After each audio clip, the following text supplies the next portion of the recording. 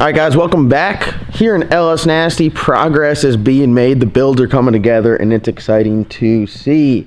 We're going to talk about the cat dog today. This is Logan's F-Body Camaro, and this thing is going to be bad to the bone.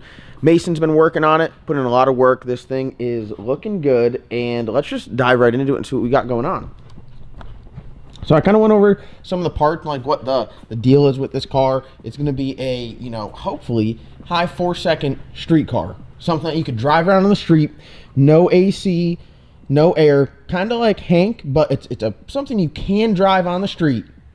Take it out to breakfast, take it out to lunch, take it to the grocery store, but you could also take it to the track and bust some ass. So we got the front end completely assembled on this thing. Mason knocked this out the other day. I think when we filmed the video, he had this up under there, got the wheels on it. Everything is looking pretty dang sharp. As you guys can see, the addition is there's a whole ass motor in the car. Whole ass motor. This motor is very, very, very similar to a Black Sheep Stage 1 engine package, but it's got the Black Sheep cam in there. So the Black Sheep Stage 1 usually comes with a lamb cam. This one here took a lot of time, made sure to get everything right with the valve train, and it's got a Black Sheep cam. So this thing is going to beat the ground. It will make a whole lot of noise and sound great. Should also make a whole lot of power. This is actually the exact camshaft that came out of the Black Sheep when we went a 412, and I was going to put it in a shadow box, and then it ended up in this non-shadow box. So here we are. As you guys can see, it's got the nice TKM LS Nasty valve covers. You guys can get these on the TKM website if you guys are interested. I don't know if they'll have the LS Nasty portion, but if you call up there and talk to John Boy, they can put the LS Nasty portion on there. So iron block, 408, good crank, good set of rods, nice looking piston, set of stock heads, almost identical setup to Hank. Like I said, the only difference is really the cam. Gonna run the full accessory drive on here, water pump, nice balancer, radiator, alternator. Like I said, this is a full-blown real deal street car, so it needs to be able to operate like a full-blown real deal street car. As you can see, he's already got the turbo mounted. This is a turbo kit, I think, off of one of our buddies' cars. Been on an F-body before, been very fast. Very nice looking turbo. I believe it's a forced inductions like 91, so S400 chassis. Good looking unit there. Got a window that needs to be replaced. I think it was so dirty before we didn't know the window needed to be replaced, but in fact the window does need to be replaced.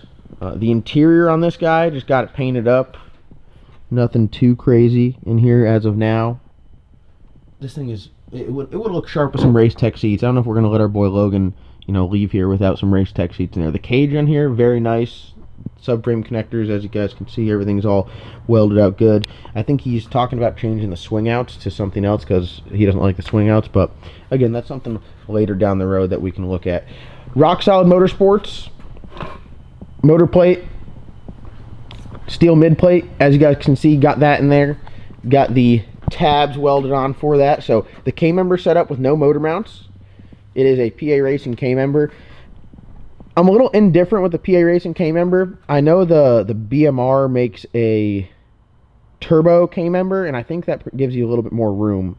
This is a little bit more race. I was going to put this on like my car to be like a race car only and do it with the mid plate. If I were to recommend to anyone, I'd probably say just get like a BMR turbo K-member and slap it in there. The BMR stuff, it's got some BMR control arms on there.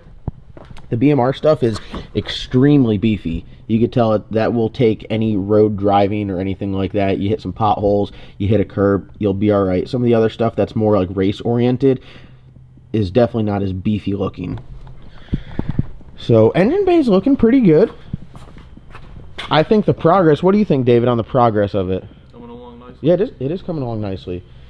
This is, the big parts are usually the ones that go on like, I'd say pretty quick, but it's still nice to see the progress get made. Good thing with the F-body is they're tried and true, they're tested. We know what parts we need. We know what breaks out.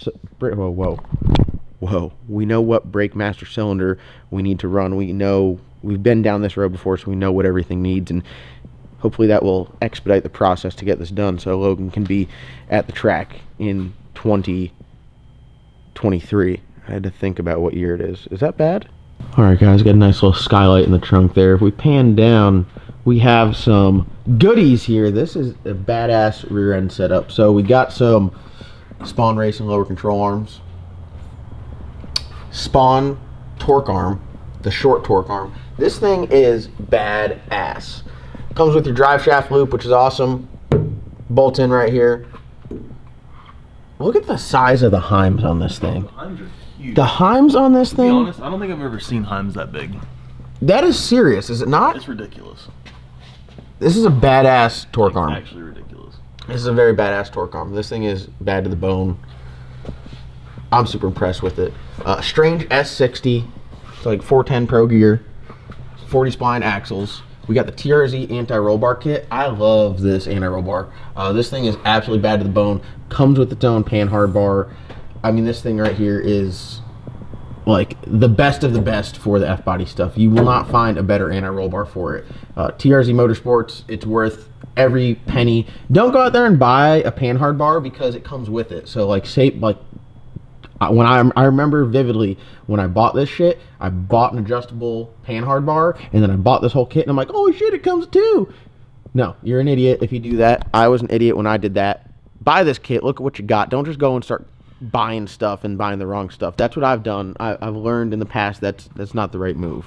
One thing that he did differently than I did, which I like a lot, is he got the, I think it's like Midwest Chassis makes this coilover kit, where before I was running the factory spring perch with an adjuster cup to choose my ride height, and then had just a shock here. So this is way nicer. I like this. You don't have to cut a bunch of shit up to make it work. It just bolts right in, and now you have an adjustable coilover, and the shocks are, you know, extremely nice. So as you can see, it looks good over here as well. I mean, I got no complaints with this stuff. This stuff here is on the money. I mean, it looks really good. What do you think, David? Like it. You got the strange brakes on there, the big studs. I mean, street car wise, this is cream of the crop stuff right here for the factory bolt and stuff. I know what you guys are saying, like, oh, it ain't no Fab 9 or ain't this. I don't think the Fab 9 is the move on this setup. I think the S60 is, because I mentioned before you could service the gear without having to take anything off of the front of it. Like, you have to take the torque arm off, and everybody knows taking the torque arm off in an F-body is a pain in the ass. If you unbolt it from the front, it tries to flip over backwards and rip the floor out of the car. So I think for F-body, this is like the primo setup. That's just my opinion, but what the hell's my opinion? Who knows? We know what measurement we need for the wheels. We need a 5-inch backspace, 15 by 10, so we're gonna get those. I think we got a buyer for these guys right here, which are a good looking wheel, just not going to fit perfectly, so we got a buyer for that. So everything is going smooth, and now we're gonna get wrapped up on the turbo kit. We have to make some modifications, like I was mentioning before. The way this K-member is built, it hits the hot side hits right here, so we're gonna modify the hot side a little bit, and then we should be good. Once the hot side's done, we're gonna modify the exhaust a little bit, and then, I mean, we should be cooking with peanut oil. This kit came with a intercooler and all the mounts and everything. As you can see, it's got a nice turbo mount right there as well, and everything is looking good here on Cat Dog. So he got his bump steer kit in. I don't think you guys saw this last time. I mean, yeah, everything is coming together. So Cat Dog's looking good. Very excited for Logan. Very excited to see him at the track. I'm ready to get his I'm ready to get this thing done so I can go out there and bust his ass. They're already talking smack about Hank. You don't get away with talking smack to Hank for no reason. They gonna learn today. Tell them. They gonna learn. What are they gonna learn? Real quick. What are they gonna learn? Hank gonna run this ass over. Say it with your chest. One more time.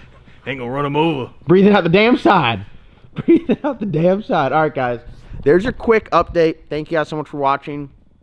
We are heading to the dyno this upcoming week. I'm going to do a video real quick on what we got going on with the Black Sheep, and then we should be good to go. So thank you guys so much for watching. Like always, comment, like, subscribe. We'll see you guys in tomorrow's upload.